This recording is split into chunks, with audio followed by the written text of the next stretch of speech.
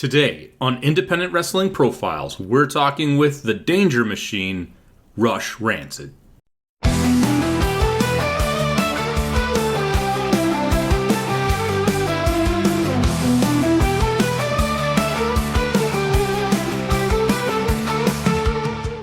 So let's start at the very beginning. What's your earliest memory of discovering professional wrestling? All right. So when I was younger, I think the first thing I ever watched was SummerSlam 1993 with my dad. I'm the firstborn in our family, and I have a brother who's younger than me. His name is Brandon. He's in the military. He's got a family and stuff like that. But there was a time when we were living in Oklahoma because my dad's military as well, and we would always tune into Monday Night Raw. And I know my earliest memory is SummerSlam 93, but it really started around 97 when Stone Cold started taking up things, you know what I mean? And he became like the Monday Night Dad. And then I discovered people like Mankind and Kane and The Undertaker, and specifically Mankind, his persona as Cactus Jack. That really got my attention. Then as soon as he got thrown off of the cell at King of the Ring 98, I'm like, I want to do this one day. So then ever since that happened, I just been like doing crazy stunts like from CKY or Jackass, things like that. Then I'll doing all those crazy things. I'm like, this is going to lead you to the ring at some point. Because there's been points when I was like a teenager, when I was in my 20s, I'd be dreaming about it. I'd be sitting there and I'm just like, I could picture myself in a ring, circling a guy with a bunch of weapons around. And now it's actually friggin' happening. Like in, like for Canadian Deathmatch, for even Northland, we did a hardcore match against Dan Jarrus, my coach, and he put me through thumbtacks and stuff. And it's like those things are actually coming true. And I never thought I'd ever be able to build a wrestling brand or a character like Rush Rancid, but I have been, and it's been a great time ever since. Okay, so from an early age, you were gravitating to guys like Mick Foley, Cactus Jack. Was it always kind of the more violent aspect of the industry that got to you, not so much the promos or the match? I mean, maybe yes, part of it, but did you always gravitate towards the more hardcore, the more violent, the more as extreme as you could get? I was always waiting for the hardcore title matches. Every Monday, I was like, Al Snow would come out with a deer head and he'd look all psycho with the help me thing. And I'm like, these guys are awesome. Like, that's the type of characters I was always gravitating to. The old school Terry Funks. Also, when I was in Oklahoma, I had a friend named Shane, and we'd tape trade. Like, I'd have Monday Night Raw tapes because I got the channel, and then he got the ECW like TV at night or whatever. And we'd just tape trade on like a Wednesday or a Thursday or whatever. And I'd check it out. And I'd see people like RVD, the Sandman, of course, Sabu, who else did I really like? Tommy Dreamer, all those types of guys, like growing up, like Tony Mamaluke, even Roadkill and stuff, you know what I mean? And the Rotten Brothers, I love their Taipei death match. I have the DVDs and everything like that. I actually aspire to do a Taipei death match one day. And yeah, the violent stuff I always got into. Then I started watching IWA Mid-South, and I started buying DVDs at the CD Plus store when I was like 12, 13 years old, like, what is it, West Coast Warfare, like Deathmatch, Down Under, stuff like that, blah, blah, blah. But I don't, like, that's DMDU in Australia I'm talking about, but, like, that's another place that I got into, and I started talking to Joel Bateman. He actually became, like, my deathmatch mentor. He taught me how to use barbed wire correctly. He taught me, like, here's how you actually use a weapon. Don't be scraping it across their head, you know what I mean? There's a certain way to do it, and, like, I got started with him first before I did the tournament this year for Canadian Deathmatch, and it's been a riot ever since, to be honest. It's been awesome. So thinking back to those early days, that early fandom, what are some of the most like iconic matches, the matches that maybe influenced you the most or stuck with you as you were growing through this like wrestling fandom? So, of course, King of the Death match, Terry Funk and Cactus Jack was one of them. Then I watched a lot of WWE after a while because, like, once ECW kind of was going off the map and I was moving back to North Bay and everything like that, like, I kind of lost it a little bit. And that was around 2001 when they stopped, right? So I kind of got like more gravitated towards the Ruthless Aggression era. But one match that really stood out was Randy Orton versus Cactus Jack. That one got me going. Ric Flair versus Cactus Jack or Mick Foley or whatever at SummerSlam, I think 2006, where they had the I Quit match. Ric Flair was so vicious, and I'm like, that's the type of attitude I want to bring to the ring if I do it. He's just like, there's enough fall on your ass, like, I'm giving a little baby back bitch type thing match. There's an I Quit match. He's like trying to get in Melina's face. I'm like, he was pissed, you know? So I'm like, I liked that type of aggression and like things like that in wrestling, even in the promos, like when Roddy Piper busts that beer bottle on his head. That's what I gravitate to, and I will always at the same time. Like everyone's all bitching about blood and guts and how, and it's not wrestling. I'm like, the title says blood and guts. What do you expect? You know what I mean? Yeah. So it does sound like you mentioned there you had a couple stop gaps before you got into the actual wrestling, like stunts, the CKY type stuff.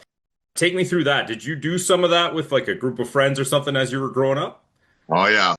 I still have an hour long film called Dirt Squad, and that's what we named ourselves. It was me, my friend Peter, my friend Cody, Joe, Max, featuring my cousin Andrew sometimes, and then my buddy Kenny and my brother. So we'd go out there and just launch each other out of shopping carts. We'd do backyard wrestling. Um, what else would we do there? Light things on fire. Go get like fireworks. Like I actually strapped like an M80 or a bottle rocket or something to my foot, and I ran down the street while it went off. It singed all my leg hair off. I've actually lit my area on fire bare. It was crazy. I'm not going to go any further with that, but like, yeah, we just tried to be like, what's extreme and what can we do? Like, I would never really do the gross stuff, like drinking your own pee or doing stuff like that, like the CKY or the Jackass guys would do. But some of my other friends would, or we prank our other friends like that. And I don't know, it just gravitated towards pretty much wrestling because like doing crazy stunts is pretty much doing crazy shit in the ring too, right? So, gotta kind of see that. My early days involved a group called Pedestrian X, and I was the one that jumped or fell off of things all the time. But this isn't Aim. about me. So take me through kind of the step that took you from that type of experience to actually getting into wrestling training, or I believe you said backyard wrestling, just kind of doing the more actual competing side of it. Yeah, so in backyard wrestling, we just had a few guys that would want to kind of go out there and just do it, and we were really doing it incorrectly. We'd always end up like, "Ow, my wrist hurts. I think I threw my neck out. Oh, my back," like that type of stuff. After all that stuff, like the stunts and the amateur filmmaking, I went to television and cinema school, and I started learning how to create films professionally.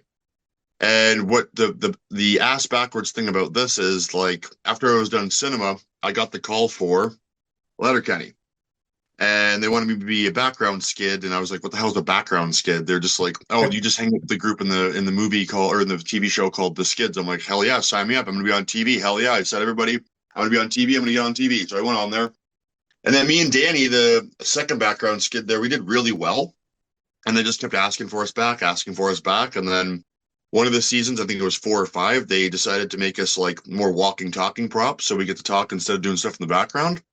They gave us a shot at being the or being full members of ACTRA, which is a union in Toronto, and we both just took that apart upon ourselves to do, and then we just kept on doing Letterkenny, and I've got a bunch of roles since. And what really drove me to wrestling is my ex. Her name was Cassandra. She passed away in 2022. She overdosed, and I needed an outlet. I needed something, and I guess it just the universe aligned when I was working on a show as a grip. I was scrolling through things one night, having a few drinks and some cigars, and I see this thing, Energy Y Wrestling Academy in North Bay, and I'm like, you know what? I'm gonna go sign up for that. And it was April around that time, and then in May 2022, from April 2022 to May 2022, I was thinking about it. And I'm like, you're getting in the ring, and I did. I paid my $250 fee to start training, and it's been a journey ever since then. So, getting into wrestling, you seem to have a background in performance. I know a lot of people will maybe put down backyard wrestling, but it does teach you a little bit about showmanship. And then you're on Letterkenny, you're learning about character. What are the other advantages that you feel that you had going into the wrestling training beyond maybe just your threshold for pain? Because I know how to, because I know how to, you could captivate an audience in a certain way. And whatever a promoter wants me to do, whether it's be a good guy or a bad guy, it's like you have to come from that energy. So Rush can be a good guy and a lovable person, but he can also be an unhinged psychomaniac that you can really hate and really be like, I really just don't like that crusty piece of garbage. You know what I mean? So acting and doing all these different roles, because I'm not only just on Letterkenny, I played a drug dealer, I played a cabana boy that got eaten, I played a bone demon. What else have I done? I was a naked hippie in a movie. So I've done a bunch of diverse different roles. So you just have to bring the energy to that role to, display it on screen. because they did choose you, right? Like, and it takes a village for someone to choose you to be that role. So they're really depending on you to like push that through. So when I take all that in as an actor, I put that into Rush Rancid and his promos, and I can get a lot of attention if I really, word it correctly or do it a certain way. That's what I've noticed, anyways, because I look at my things, I'm like, wow, I got a lot of views on that one. I did not expect that. You know what I mean? But I'm very grateful for people who hate and love Rush Rancid because it keeps making my brand grow. Getting into the actual wrestling training, was there anything that was maybe a little bit more surprising, like a bit of a culture shock versus what you were used to in backyard wrestling that you were like, not that you couldn't do it, but like, wow, I wasn't expecting this, or hey, I might have to adjust my thinking for these elements of it? So backyard wrestling is kind of you're just all out brawling. You don't know what the hell you're doing, right? And like that's what we would do, and you would get hurt. And then I can do like two or three exhibition matches at training with trained professionals and trained guys who know the stuff, and I'm barely feeling anything. I might get a little nook or cranny, but that's about it. So the real big difference between like doing backyard and then actually being trained is that you know how to fall better. You know ring awareness, positioning. You know for your character and stature how you should work. Like my coach kept drilling in my head. He's like, you need to work tall. Look at how you run across the ring. You're doing these tippy toe steps. You don't do that. You need to extend those legs, extend that arm. You're a tall tree trunk, and you got to display that in the ring. There's a lot of little mini elements that I didn't understand or didn't like really think about that would be in wrestling, but it is a lot of positioning, and it is a lot of like timing and understanding like what the move is coming next. And if you hear what they're calling, you better make sure you're ready for it, because if you're not, you're going to get the wrong thing, or you're going to get hit in the wrong place. Like when I did my third match against a guy we did not train with, his name was Casey Platinum. He is a giant. He's about 285, 6'1", and he gave me a Polish hammer, and I was supposed to take it in the chest. I went down a little bit too much. I got it right in the throat, and I was like hoarse for like 4 days because my Adam's apple felt like it got punched right in. And I'm just like, oh, guys, I got hit in the throat really bad in my last match. Oh, it sucked. But that's the importance of training, and I highly suggest anybody who's doing wrestling right now, whether it's deathmatch, hardcore, whatever, and you don't have much training, go get more training, or you're gonna get yourself frigged up like big time. So you're going through training. Can you take me through kind of the steps that led to your first match post training? I don't know if you were doing more traditional or if you went right into deathmatch, but like how was it to feel to be like, okay, I'm getting booked. I'm doing this not in a backyard, but in a wrestling ring for a company. Was there a different feeling to it? Oh, for sure. Like the atmosphere is different. It's not just your little Dumbo friends watching you and like throwing things at you. You know what I mean? It's like a whole crowd of people. So I didn't do deathmatch until this year. Like I just started doing deathmatch this past March in 2025 for the Crazy Eight tournament for Canadian Deathmatch. That's where I got my start. So I did do traditional before all of that, and the traditional stuff was just I would train and learn all the basics like a suplex, how to run the ropes, throw a lariat, just like the smaller moves, how to roll up for a pin, things like that. And then my coach kind of wanted to see where I would be like in front of a crowd, whether I'd be better as a face or better as a heel. So I got to do two different I got to do my first debut match. I was face, and I noticed the crowd really wasn't even really into it. I saw people checking their watches, their phones, blah blah blah. So it's like I think I gotta up my ante on my character because I'm thinking about too much of the match, because it is a lot to remember at certain points if you put it all together in a certain way. Now I'm at the stage where it's just like, think of five things, we'll fill in the gaps. Let's go out there. I can do that now. Back then, I was writing it down like Steamboat and Hulk. So, and you shouldn't be writing it down, because what throws you off when you're a rookie is if you're in the middle of a sequence and then Buddy forgets his sunset flip or something, then you're like, oh, where am I going? And then you stall, and people notice that. You got to know things on the fly. So I advise not to write things down 100%. And the first time I went out there as face, didn't really feel it, but I went out there as heel. I fought a guy named Jimmy Spite. They hated me. They did not like Rush Rancid. They were like, Jimmy, Jimmy, Jimmy, booing me every time I hit him. Boo, boo, boo. So my coach decided to keep me in Northland as a heel, and I've gotten myself over as a heel since in that company. So just based on the history that you gave me of your coming up, I'm surprised that it was only last year that you got into deathmatch. Was there a reason for the delay, or was it just that the opportunity didn't present itself until then? The delay was the opportunity to present itself. So I told my coach, and he's not a big fan of deathmatch. I told him I'm going to get into deathmatch wrestling, and he's just like, "All right, whatever." Like, you know what I mean? Now that it's actually happening, it's like everyone's like, "Whoa!" It's blown away because I've gotten pretty. My last one I did against Kyle, I got pretty bloody. I got some nice scars now. I got barbed wire kicked into my head. I did my first tube spot, so I'm really starting to get comfortable with all the deathmatch elements. So at the start of it, like I just didn't see any deathmatch stuff coming up. You know what I mean? So I was just Mhm. always just taking professional bookings. I'd take bookings for a company called OEW. I'd take one for New Beginnings in Oshawa, just stuff like that, just trying to get my name out there in different parts of Ontario. And then I see this new company called Canadian Deathmatch coming out, and they're like, "Oh, we're having a Crazy Eight tournament." And I called them up pretty much and went, "I'd like to enter. Like, please, can I enter?" And then they're just like, "Are you sure? Like, you've never done deathmatch?" I'm like, "I don't care. I'm going to show up and show the hell out 100%." And then I did. And the next day, they put a story of me on their thing, and it said, like, we chose a wild card who we might not know who was going to do whatever he was going to do. But he went in there and he showed up and he showed the F out, and we're very proud of him.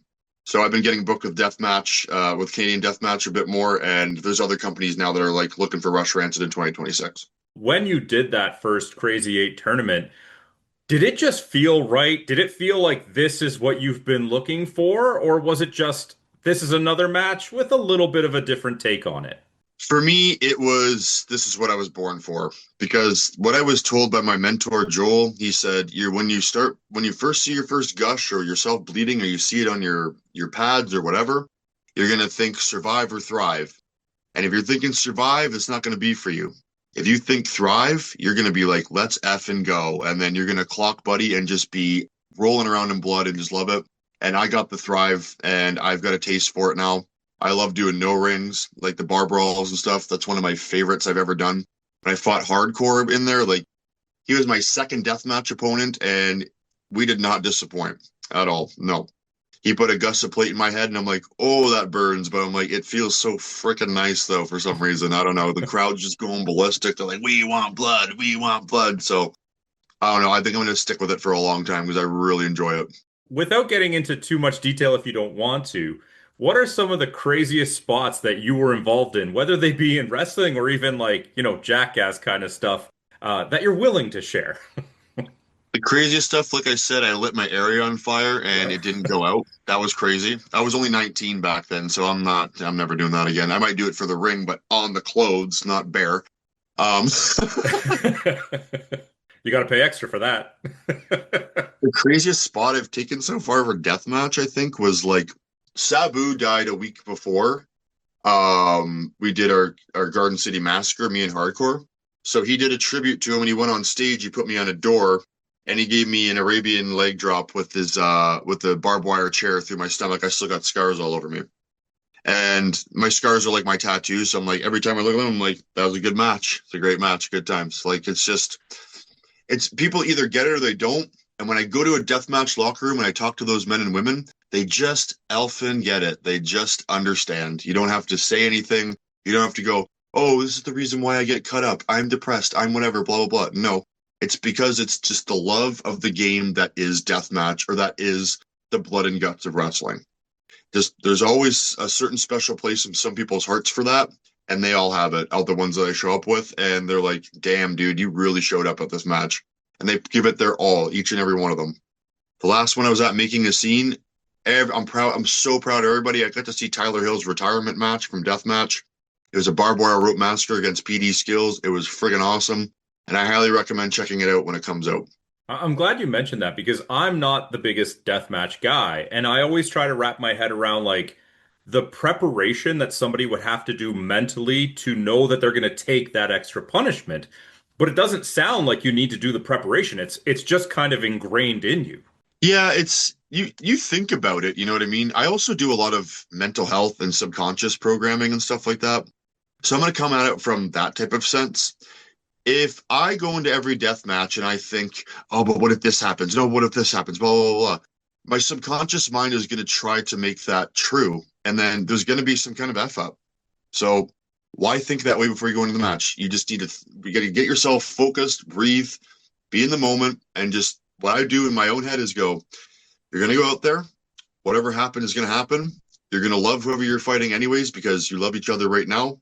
And there's no hard feelings. We leave it all in the ring. And then I go out there and I just do it. I'm like, just be Rush F and Rancid, and you can do this till the like day you die if you want to do. Like, you just keep going. You got to have that mindset where it's like you can't be thinking about the things that are going to f up. That's what I notice in a lot of human beings. They do. Even in regular life, they're always thinking about the things that are effing up, and that's what brings them the results over and over. You got to get away from those thoughts. You got to put yourself in a good mindset, and in a mindset where it's like whatever happens, happens. Just stay present. Stay present. Absorb the moments. Look for your moments. That's my best advice. So let's just head down a bit of a cliche wrestling interview street. And I do like to ask everybody about maybe some milestone highlight moments, whether they be matches, chance meetings, fan interactions. What are some of the things that up until today you cherish the most about your career thus far? I really like the emotions that I can emit in people. Sometimes little kids really enjoy me, like as Rush Rancid, even though I'm a bad guy. And then some 10-year-olds come up and they're just like, and they don't like me. They're giving me the Italian salutes. And yeah, they just really don't. And I really cherish those moments because I got a reaction out of them. Or if just like a little one wants an 8x10 and they're only like 5 or 6. And I'm like, oh my God, really? Like, you really put a poster of me on your wall? That's so awesome. You know what I mean? So I like that stuff. I also like crowd interactions. I like just getting in their face. I do kind of go extreme to get heat, and I call like kids abortion survivors, and I try to be like, you should have used the coat hanger more or Oh, something like that. jeez. And the parents really don't like me about that one. And but like, and all in all though, like, no, the kids are what make it happen because they're coming out there and they're keeping the magic of wrestling alive because it keeps our characters like, kind of not closed off or anything, but just kind of protected. You know what I mean? Like, they think that we're actually doing this stuff, and that's just the most beautiful thing in the world, I think. And then when it comes to deathmatch, I just love how bloodthirsty the crowd is. And I'm just my career highlight was actually entering myself in the Crazy Eight tournament this past year because there's a bunch of promotions now looking at me, and I'm talking to them to getting bookings into next year. And I'm really happy about that. And hopefully I'll be able to go and wrestle in the ring and like in the US at some point. Then at some point, maybe Japan in the next few years. I'd love to do that. I'm sure there's probably a bit of a list in the back of your mind if you're hopefully willing to share, but who are some of the bucket list opponents that are maybe in the more immediate future that you would love to square up with still? Masada, that's one for sure. These are deathmatch guys though. Masada's one of them. Atrocity Cruel, Metro Angel, she's really putting a number out there. Tara Zepp, I'd like to fight her. Madman Pondo, because he's just a legend. He's a legend of deathmatch. These are just a few that I can think of right now. I got a list, but I don't know where it is right now. But that's the five of the many on the list. And then, not necessarily in the immediate future, don't confine yourself to reality, but who would be the dream opponent?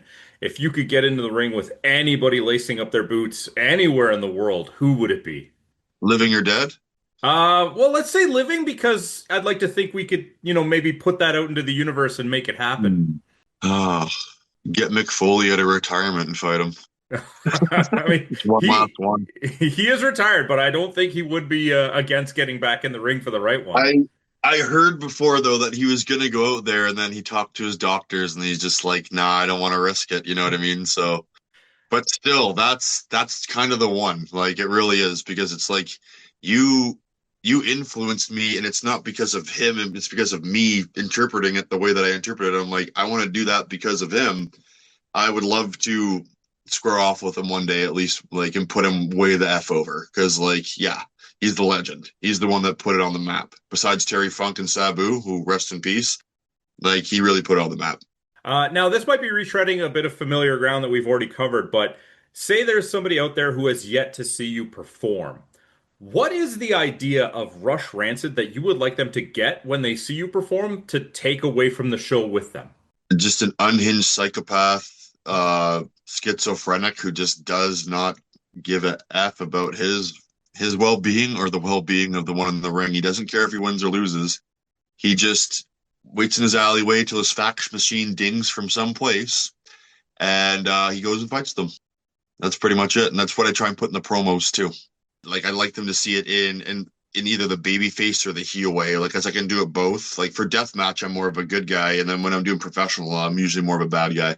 One thing that I like to ask everybody is if you had a chance to go back and talk to a younger version of yourself before you got into the actual performing side of it, into the training side of it, what's kind of the most important piece of advice that you would give yourself that maybe would help somebody who today is kind of toiling with the idea of do I, don't I get into the industry myself? What I would say is, if it was my younger self, I'd just tell them go to training more as much as you can. Like just learn to get your fundamentals down, understand that ring, understand awareness to it, and work with what you have. Because I'm not like a big muscular dude. Yes, I'm toned. Yes, I have muscle and everything like that. I got a six pack. I got little arms, but like I'm long and I'm tall. So I have to use that until I can fill myself out. Also, stick to a diet and stick to an exercise regime. No matter how much progress you don't see on yourself, like you're not 236 yet or whatever, keep on going because it compounds. When I first started wrestling, I was about 189 pounds. I am, as of today, 214. I keep fluctuating between 214 and 217 because my dream goal and dream weight right now is between 230, 240. And then I might just try and up that when I get to that goal and just keep going as I go on with wrestling. So definitely stay trained, keep going on your fundamentals, ring awareness, and having a healthy diet and exercise. Awesome. And yeah, all those regimes, keep those down 100%. Awesome. So before we sign out, can I just get you to let people know once again who you are and maybe where they can drop you a follow if they want to keep up to date with what you got going on? For sure. My name is Patrick McNeil, aka Rush Rancid in the ring. My Rush Rancid profile is Rush Rancid Wrestling on Instagram. My acting one is at DSBTTV_plywood on Instagram. And then I have a confidence coaching slash like subconscious mind reprogramming page called The Confident Mental Head. It's all in one thing, at The Confident Mental Head. And that's about just living a better life for yourself. And I try to give out the advice and the laws of the universe that you could either follow and kind of interpret for yourself and try and give yourself a better life. I got one more thing I got to say too, because I will see him at Hybrid Championship Wrestling. And I'm facing Maria Belmont in a Nona's Kitchen match on December 13th in Fort Erie. Come get your tickets. Awesome. Thank you so much for doing this. I really appreciate the time. Oh, thank you so much for having me. Like, I appreciate you reaching out and wanting me to be on here. It makes me feel so over and nice. I feel great. Thank you. Thank you for tuning in to Independent Wrestling Profiles. Please help out the show if you can with a like, subscription, or review. We'll see you next time.